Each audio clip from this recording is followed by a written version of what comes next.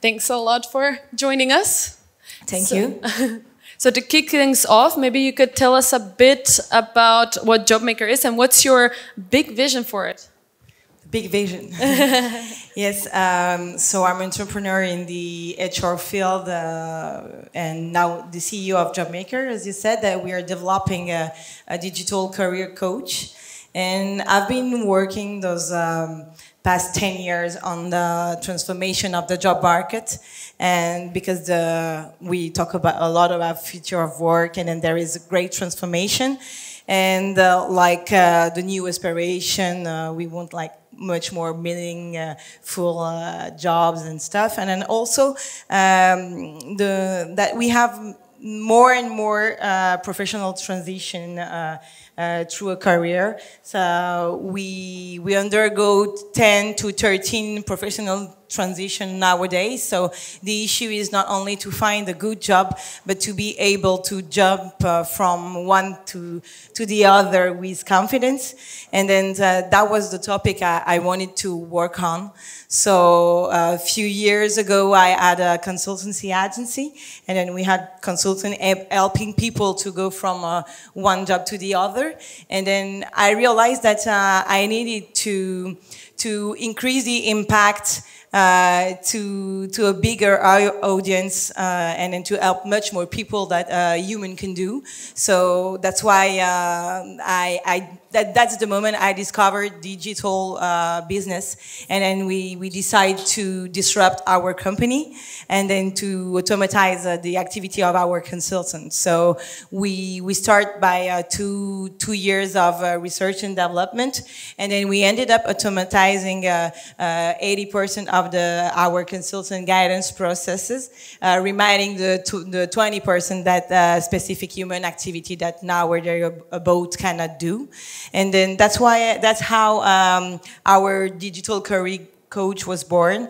It was 3 years ago, and with one ambition, that to help people to find a job in which they can grow and in which they want to give their best. So that's really interesting because when I switched from classical business to digital business, with one goal is to enable as many people as possible to be empowered on their career path. That's what we do with Jobmaker. Wonderful. And but so it was a bit of a natural transition, I suppose, rather than a conscious contemplation of becoming now a founder and finding your own company. Because, I mean, it's quite a huge decision to really do something on your own that's potentially, or that is supposed to be huge. Yeah, but that was continuous, but because I used to be an entrepreneur for I always been an entrepreneur. In fact, when I went out from school, I built my first company. So that's the moment I just decided I had to be an entrepreneur. And then I became an entrepreneur because there was something that I wanted to change in the world. I saw a lot of people in my family when I was young that was not fulfilled with their job, that was painful, or they just had talent that wasn't recognized by big corporation, that were not fitting in the box. And I felt like I had no choice but finding some solution to change this situation, because I was like seeing so many interesting and great and talented people that were not finding their fit in the business or companies. So I started to think what would be the solution to help anyone to find the job in which they want to grow, they want to be involved. So that's how I became an entrepreneur, like to build this solution. So I had various 3 companies, and then all the company was on this topic, like finding the better solution. And then this consultancy agency, we had a great method that really helped people that were like feeling that they had more power on their professional life and they feel more confidence, and they talk about déclic and stuff. So I say, okay, now I have the solution, but how can I spread it to the world? And then that's how I built my first startup, means digital business, and because this is the way we can scale the impact nowadays. Do you yourself have mentors, or where do you draw inspiration for your career path? My career path is much more about like meeting people and then identifying problems and that I want to solve. So this is where I get my inspiration, because I met like 1,000 people, and then that was always the same story. They want to find a job in which they feel that they're useful and that they're growing into this job. And then I think this is a big issue nowadays. And then so that's where I get inspired. And then also I have like several mentors, and when I meet someone with a great experience and that is really inspiring, I keep the relationship, and then when I feel the need, I go toward them and then just chat with them, and then get their feedbacks on any kind of any issues, any problems, any doubt that you can have as an entrepreneur. So that's my next question. How do you deal with doubt when you're in situations where you're contemplating if what you're doing is the right decision, or if this is actually what you want to do, or if it's correct? I think that the doubt when you're an entrepreneur is sometimes much more an inner doubt than strategic doubt. Like most of the time, I know where we have to go and then what decision we have to do for the business. But the doubt is like, am I able to do it? And then this is the worst one, maybe, because nobody can answer. And then so, but you. So usually I realize that it's the times it's going to bring you the solution. I mean, when you doubt, you're like, should I do this or should I do that? You just like go ahead, and the way is getting clearer when you're walking. You raised Series C, seed. Did you experience any bias, or which obstacles sort of did you encounter while you were trying to reach out to angel investors and get that first funding round? Yes, I think this is also I discovered with the startup, because there is all these financial issues and then raising funds issues, and then I never noticed that I was a woman as an entrepreneur before when I had other company, and then with this seed round that we had, we met a lot of VC investors, and then I was going to the meetings with one of my partners that is a man, actually, and I was like telling the story of our project, like why there is a market fit nowadays, and needs, and the business model and the vision and everything, and then so they were listening to me and they were interesting, and then when we came to business model and business plans, they were like just really turning around toward my partner and okay, so what about business model and business plan now? And I was like, why suddenly the conversation is gonna start with him? And then that was not once, but really a lot of times. So I really discovered that investor and VC has a lot of ideas about the relationship between women and money. I had also this board with my investors, and then we had 200% growth, and then we had a break-even, so that was a great moment for the company. And then I presented a business plan for the 3 years coming, and that was a little mistake on the cash position in 2022, and suddenly the investors say, "Oh, but this is a big mistake, and then you cannot do such a mistake when you are CEO." And then one came to me after and said about, you know, that you should be more serious with numbers. Financial stuff are a really important issue, and you should know about that. And then if you want, I can help you. And I was like, yeah, I was feeling like a little girl, you know, that was like, the reality was this 200% growth, and that was reality. And then we all know that business plans are important, but it's just like a projection that's theoretical. And then it was like he had this pleasure coming to me to say that, you know, these stuff are important also. It's not only about growing, it's also about knowing business plan.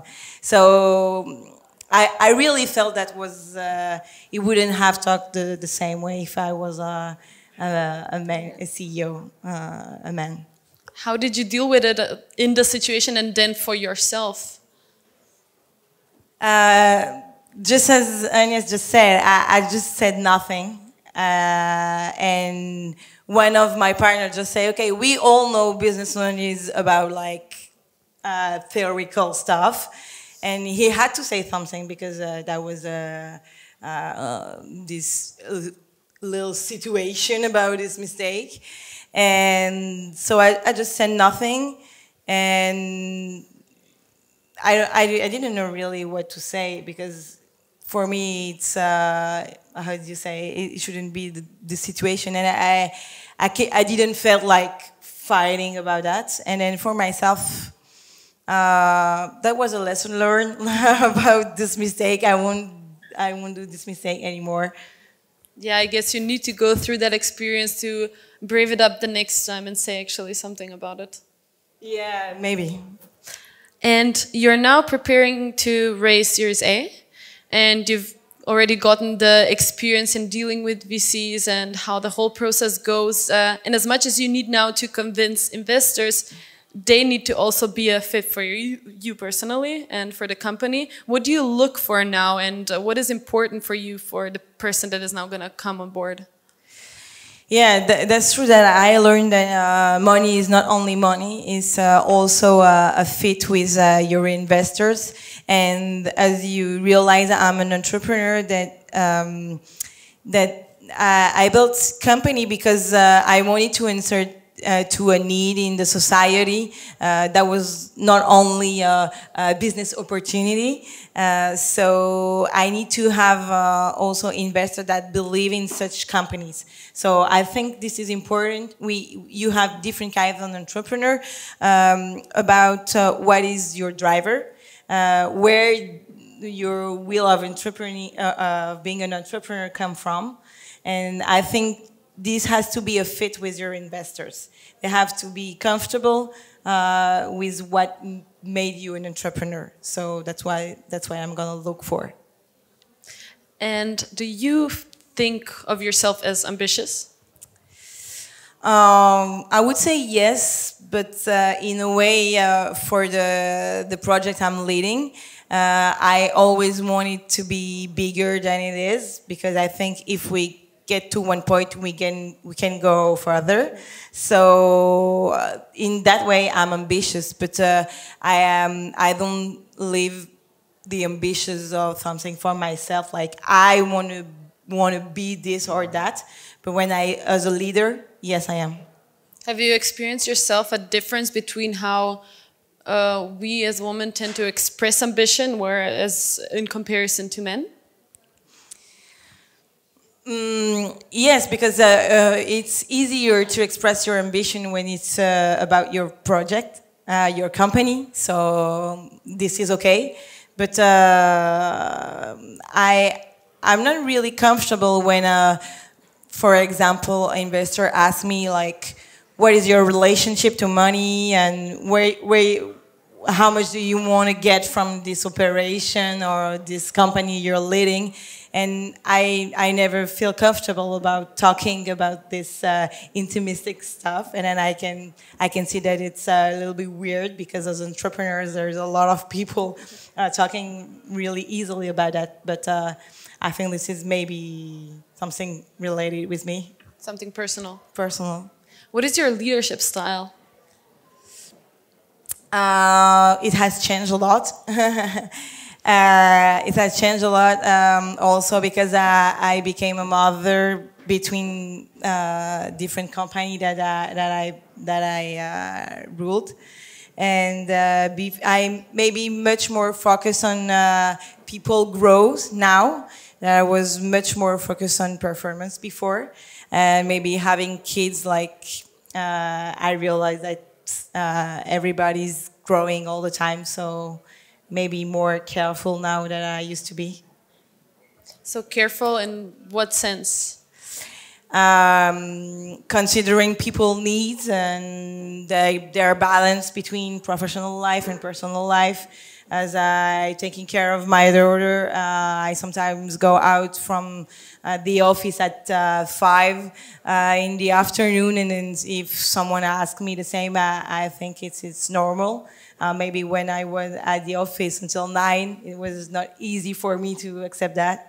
Have you ever gotten the feeling that somebody is judging you because of it, because of not being there or not investing all of your time into what you're doing?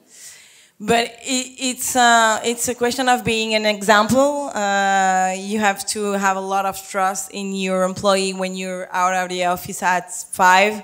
It's like people understand that everybody give his best the way he wants to manage with his personal life, and it's not only about being out early of the office. So this is a matter of confidence with the people to be understood. That's not because you're out of 5 that you're not involved, but it reveals how the people mindset also. So I think this is interesting. But I suppose when you're building your own team, you do focus on getting in the people that share your mindset in a way and share your values, right? Yeah, and also your situation. That it's a fact that we're a little team, but maybe half of the employee in Jobmaker are parents, although mother and father. So we feel also more comfortable to share those issues, to have this balance between our professional life and then take care of our children. So it gets easier to deal with this issue together. Because you can correlate and understand the other person, right? Yeah. And that you can be involved in your job even if you take care of your children. That you can do both. Yeah. If you could go back in time and be talking to your 16-year-old self, what would you tell her? Keep on experiencing, because like that's all about, this is all about that life. I mean, there is a lot of things I could have done better or differently, but I would have done other mistakes or learn other things. So just like keep on do what you think you have to do and not listen to what the people want you to do.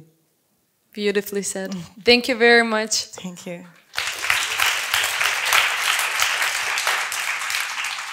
Okay, who has a question for Julie?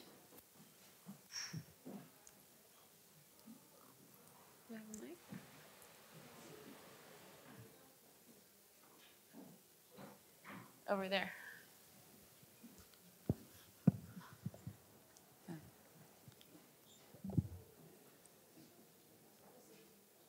Yeah, you can go first and then she'll go. Hi, my name is Miriam. I'm building a startup called Mix Factory, so it's a third place focusing on diversity and urban arts.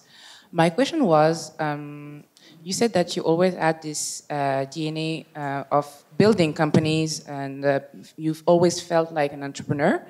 And I was wondering, how do you feel about changing projects or companies in time? I mean, for instance, some people feel comfortable staying in the same companies for many years and all, and some others like the challenge of building something new and learning something new, so they will maybe change every 10 years or 3 years or something like that. So how do you go with the flow of your desire to stay in this entrepreneurship mindset? There is maybe two questions. Is the staying with this entrepreneur mindset. I mean, I tried to turn into an employee once, but I failed. I really couldn't understand, like, I'm gonna work for someone else's project and I have mine, so how can I find some times to work on my project? And then I realized that was really like in me. I have some ideas, I have some wheels, and I have to work on that. So it's not that easy, and because you have to have the business model going with, because when you're an employee, you have this more comfortable situation.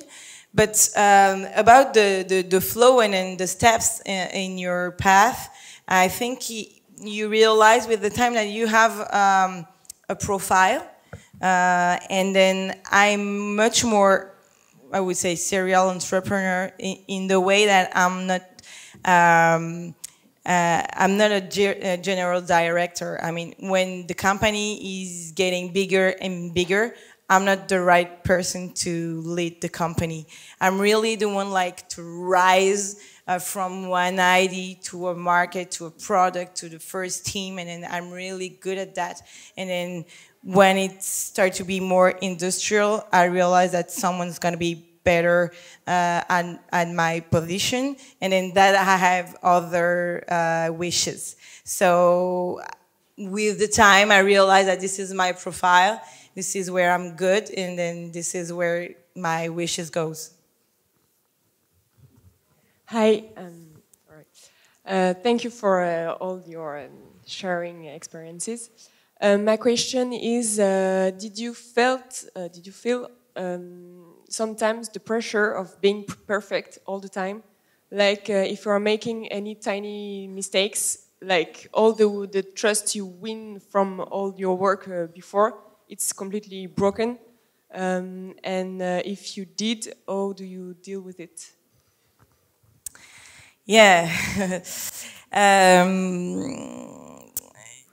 Yeah, when you're listening to the people of your team, and then they have confidence, you can see that when you're mistaking, they're just like something, they're disappointed, and then they sometimes lose confidence.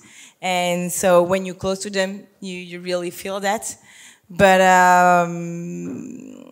I'm trying not to consider it. I mean, like, this is their problem, and they have to deal with this also, as I deal with that they're not perfect, so they can do some mistakes, and then I keep on trusting them, and they have to deal with their feelings and then do the same job toward me. And I think this is, we can talk about it, and then I'm really comfortable with talking about my mistakes with my team, and then I talk about what I learned.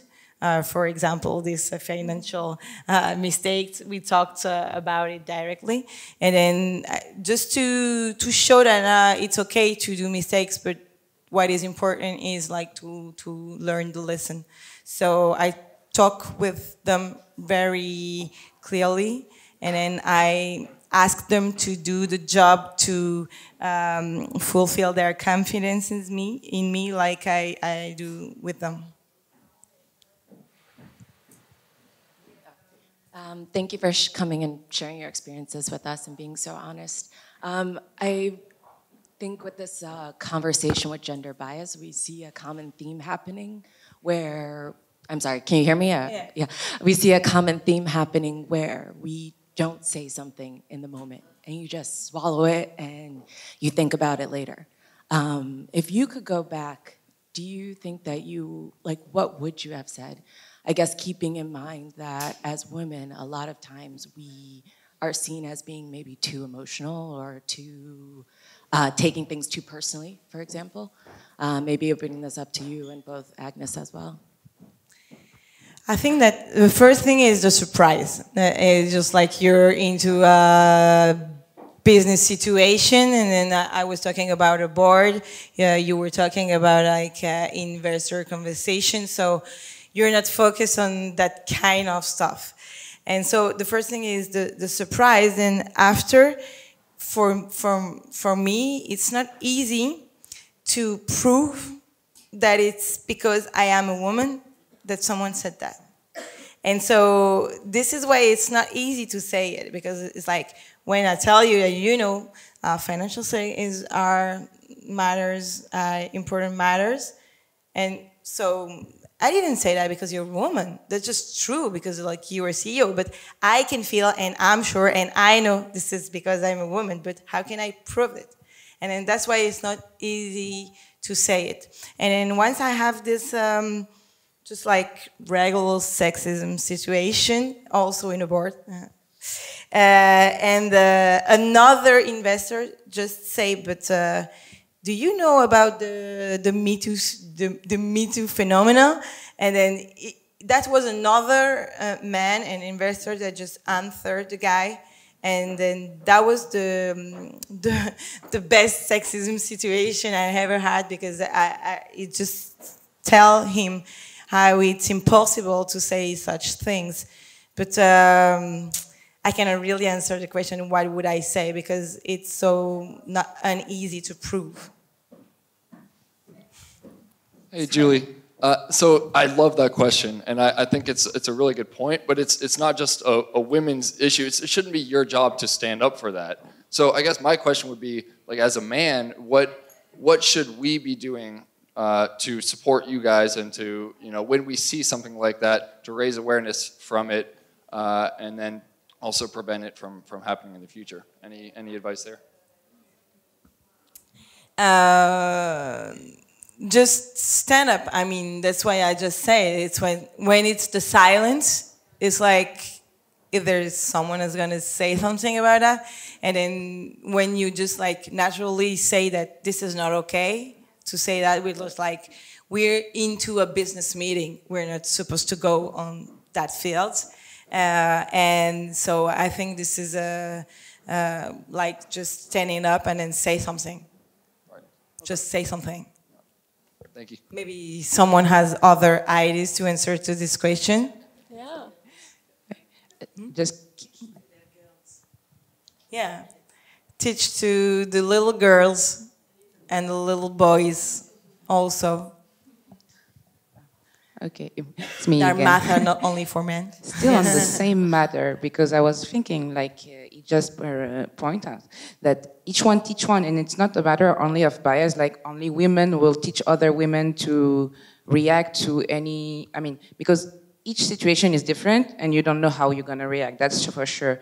But working in your companies and different environment, how do you actually help educating people toward a less biased environment, like because I'm thinking of that because you have an HR path, right, and also an entrepreneurial path. So how do you mix the two as a woman entrepreneur to not make sure, but try and secure or guarantee that less and less mansplaining or sexist situation will happen in the future, because everyone is human, so we can always make mistakes.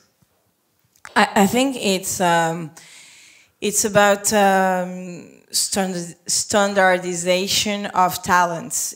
We have to change the mentality about the fact that you have different kind of talents, of intelligence, and because being a woman is just like being different from the guy that do have the power and the money nowadays, and then you can be something else, that a woman but different, and it would happen those kind of stuff to you also. So I think this is just bringing to the a big issue of the society, that you can have talents be not coming off only from engineer school and business school. I had a company before that was like promoting humanities students into corporation, to show them that there is so different talents and different intelligence. I think this is really about that, because when I met investors, they much more often see some entrepreneurs, I would say, like coming from business school, white and guys, that have a great idea to make money. And then so when I came and I'm like, since I was little, I wanted to help people to find the job in which they grow and stuff. And they're like, okay. And they have to adapt to another driver to be an entrepreneur. And then I think this is what we have to educate to. It's like there is different intelligence, different talent, different driver to be an entrepreneur, and also a different profile to make the relationship with your previous question. Perfect. Thank you very, very much. You guys, please stay and chat with us and ask more questions. If you want to talk to the family, come and approach me. I don't speak French, but I'm very friendly and I can speak slowly English. So thank you very much for coming. I hope it was entertaining and informative and that you took some inspiration out of it. And I hope to see you here or in Berlin. So thanks a lot.